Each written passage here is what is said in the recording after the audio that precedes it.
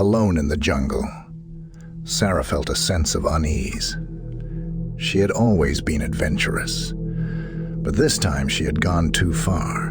The trees towered above her, casting long shadows in the fading light. She had been walking for hours, but she had no idea where she was. The sound of her footsteps echoed through the jungle, but there was no other sound. No birds, no animals, nothing. It was as if the jungle was holding its breath, waiting for something to happen. As she walked, Sarah began to feel as if she was being watched. She turned around, but there was no one there. She quickened her pace, but the feeling of being followed only grew stronger. Suddenly, she heard a rustling in the bushes. She stopped in her tracks, her heart pounding in her chest. She could feel her palms getting sweaty, and her mouth went dry. Then, out of the bushes, came a figure. It was a man, dressed in ragged clothes with wild hair and a crazed look in his eyes. He lunged at her, and Sarah screamed. She tried to run, but he was too fast.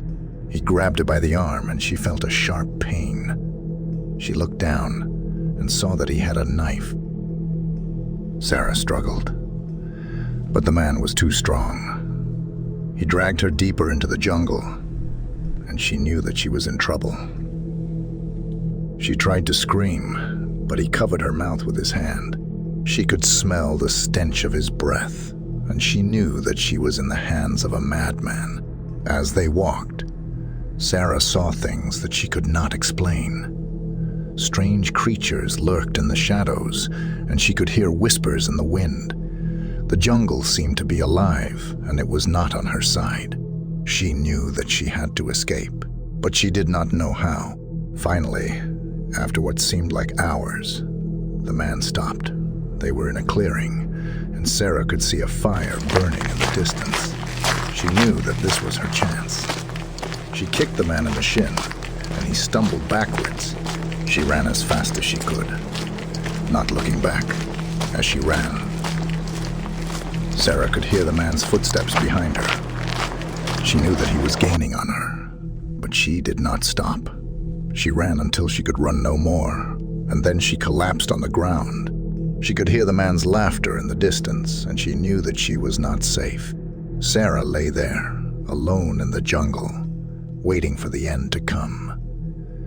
She knew that she had made a mistake, and that she would never make it out alive. The jungle had claimed her, and there was nothing she could do about it. And there was nothing she could do about it.